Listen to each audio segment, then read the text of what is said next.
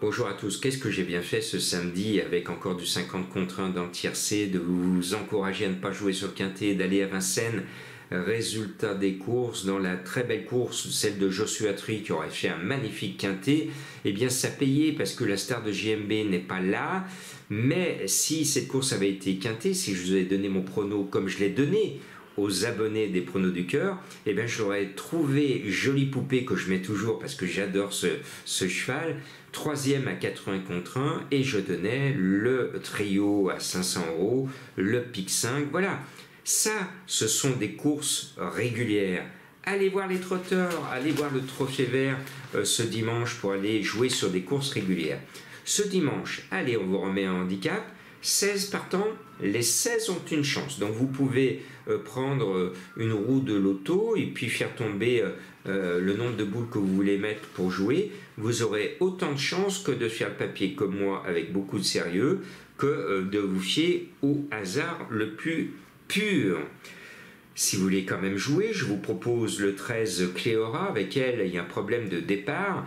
La dernière fois, elle reste dans la boîte, les autres ne l'attendent pas, et résultat, elle a course perdue, et pourtant, elle revient finir deuxième. Donc, si elle sort de ses boîtes, elle gagne. Si elle ne sort pas de ses boîtes, elle va vous ruiner. Vous voyez la complication? Ça sera tout ou rien. Et puis le 14 Looting at Me pour une jument qui a gagné magnifiquement son quintet cette année, en bas de tableau, avec le 2 à la corde et Marie Vélon. Je me dis, ouh là là là là, cela me plaît, ce numéro 14, je l'aime beaucoup.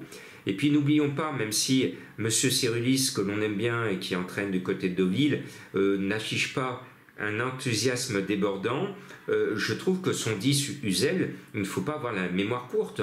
C'est quand même le roi de Deauville, c'est le roi du sable, c'est le roi de ce parcours. Donc le 10, je suis obligé de le mettre, je n'écoute pas les propos de son entraîneur. Le 8, Ante Alios, me semble bien placé au poids, il peut se révéler. Et puis, il y en a un qui va être là dans le quintet normalement, c'est le 1 Cambronne, j'adore son nom. Il vaut un Grand Prix de province, une course listed, donc niveau supérieur. Normalement, il va finir dans les 5, et puis s'il n'était pas dans les 5, c'est possible. Mais s'il n'était pas sur les 5, son célèbre mot de Cambronne va nous échapper au passage du poteau. Mais je crois qu'il ne va pas me faire mentir avec Michael Barzalona et son numéro 4. Je l'aime bien, Cambronne. Et puis le 4 Aska ne nous a jamais déçus dans les quintets. C'est l'équipe en forme depuis le Jockey Club Lerner, Ronan Thomas. Quand tout va, tout va. Et quand il y a une équipe gagnante, tout se retrouve souvent autour d'une bouteille, d'un bouchon qui saute, et ils sont en réussite. Eh bien, profitons de leur réussite. Ce 4 me plaît bien. Le 2, Grey Tornado, alors j'adore les chevaux gris, c'est un joli grisou, il a tiré le 1 à la corde, il a du poids mais il a de la qualité.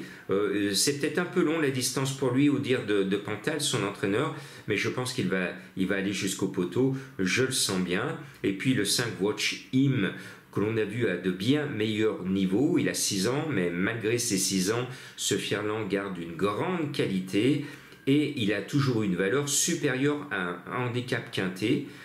Donc, comme il est supérieur en handicap quintet, avec Alexis Pouchin, rien ne l'empêche de gagner une telle course. Voilà, tout est compliqué en ce moment, soyez prudents dans vos jeux, et j'espère que l'on va enfin revoir la tête du caissier.